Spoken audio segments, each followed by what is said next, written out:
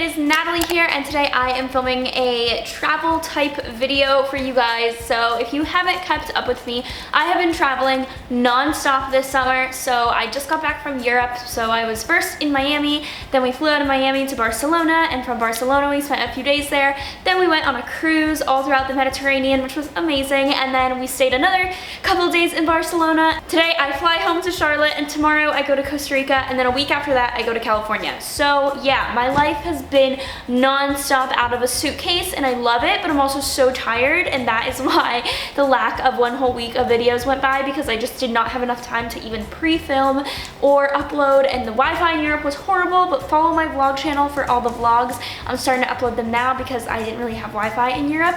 But I'm back and I'm better than ever now. So I thought that this video was appropriate because it is going to be how I afford to travel so much as a college student. So many people always ask me, like, Natalie, do you even go to school? I always see your pictures. You're always like out on the town, whatever, or like traveling everywhere. So this video is to help you guys figure out how I afford to travel, because a lot of people are like, oh, she just relies on her parents' money. No, every trip that I do with like just me or with my friends, that is 100% paid for by me. My parents don't help me out at all when I do trips like that. If I go on family vacations, then they do, but just for all my other trips, like during the school year and like Costa Rica and California and all that type of stuff, that is not my parents' money whatsoever. So I just want to throw that out there. I am like a queen of finding cheap flights, so I just wanted to share with you guys my tips, and let's get started in the video. For the first tip, I am going to share with you two kind of travel hacks to find super cheap flights. So the number one app that I use is Google Flights, and Google Flights is kind of my savior right now, like for finding cheap flights, because you can do multiple different airports and you can do different days and see on their map right there without even clicking on the day how much it would be if you flew that day and left that day, that day and left that day. You know, it's like very, very flexible. So you can see what days are the best to travel. So I definitely use that. And one of my favorite features of Google Maps or Google Flights is that it lets you choose different airports. So instead of just choosing, oh, I'm gonna fly out of Raleigh, I normally do all of the surrounding airports. Even if it's like an hour away or an hour and a half away, I'll still choose it, because if I'm saving like $200 on a plane ticket, driving an hour and a half is not that big of a deal for me. I'd rather save money on the flight rather than the cost of gas is never as much as the flight, especially if you're traveling with other people. So that is why I like doing that. That's like my favorite feature of that. And also you can track your flight on there,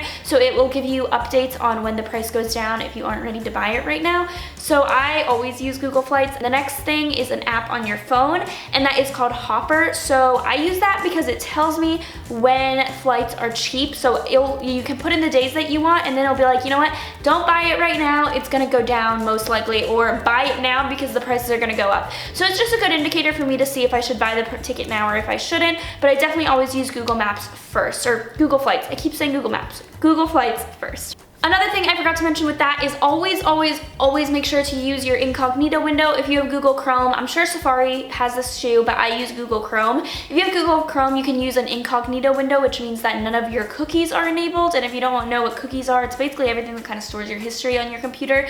So flights and Google Flights and airline companies know that, this person has been looking up this flight for the past 2 days. They must really want to buy the ticket, so we're gonna jack up the prices. So if you use incognito, they have no idea what you have searched previously or who you are or anything like that. So that is why I love using incognito, because tickets will be cheaper if they don't know that you've been searching for them. The second travel hack that I have for you guys is to use or to be flexible. And I know people say this a lot, but what I mean by being flexible is, like I said earlier, choosing the multi-cities. Like, be flexible with where you fly out and where you fly into, because that can save you a ton of money. Also, be flexible with the times and all that type of stuff. But also another app or another website that I use sometimes is called Jetlagged, and this one's kind of like a scheming website. Like, I'm not like that comfortable like vouching for it, but it really does work if you want to find cheap tickets. So it's called Jetlagged, and basically what it is that if you're flying to, let's say, like Charlotte to Dallas, let's say you want to go from Charlotte, North Carolina to Dallas, Texas,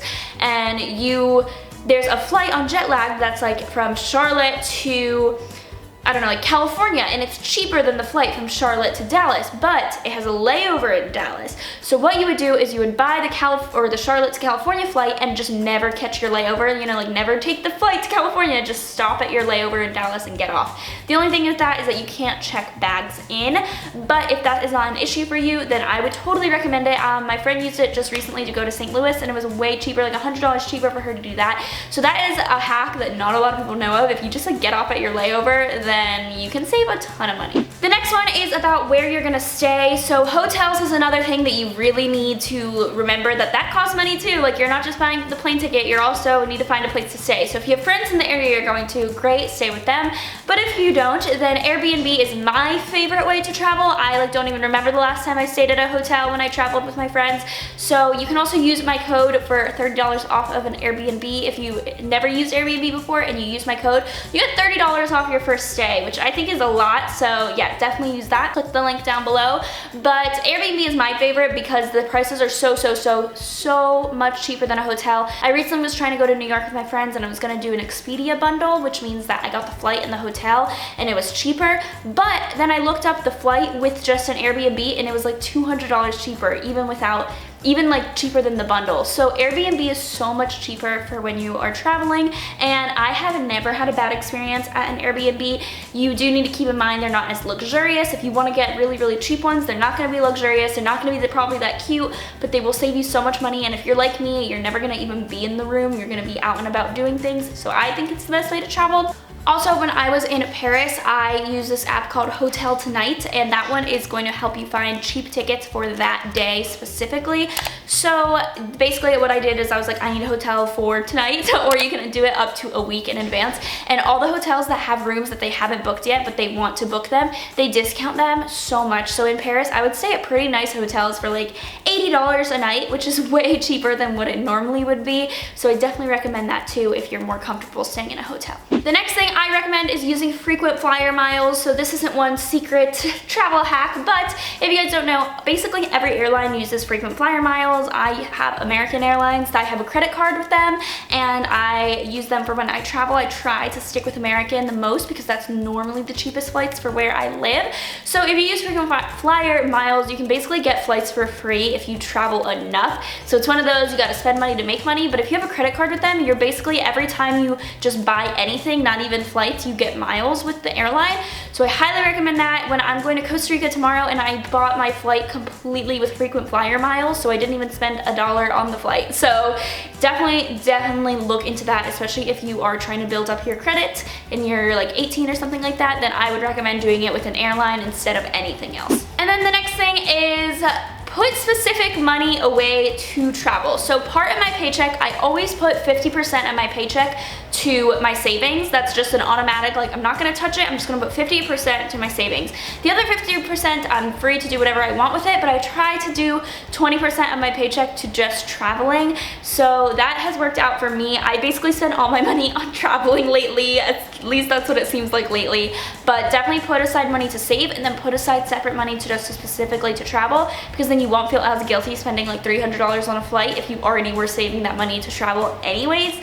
So that is definitely a huge tip for me. It makes me feel way less guilty because I'm like, you know what? I already put my money in my savings. This is my money to literally just travel. So I'm just gonna use that for that, and I'm not gonna feel bad about it. But definitely do that, because then you'll still have other money to do other things, but you still have a portion of just vacations, and it might take you a while to build up enough money to go on a cool trip that you wanna go to, but it definitely will pay off in the end. The best way to spend your money is making memories, in my opinion, and also just the experiences and seeing new places and seeing different cultures. I love traveling so much. My bucket list right now is Thailand is number one. I want to go to Thailand so badly. I do want to go to more places in Europe, but since I was just there, I really want to go to Japan.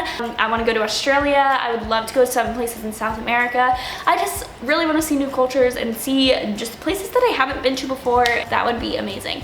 So that is it for my video. If you guys have any other travel tips, leave them down below, and also tell me your travel bucket list, because I would love to know them. And yeah, tell me any other ways that you guys save money traveling, because I would love to know them, because like I said, I travel a lot and other people will get to know them too. So I hope you guys liked this video. Please subscribe if you haven't, and I'll see you guys next time. Bye guys.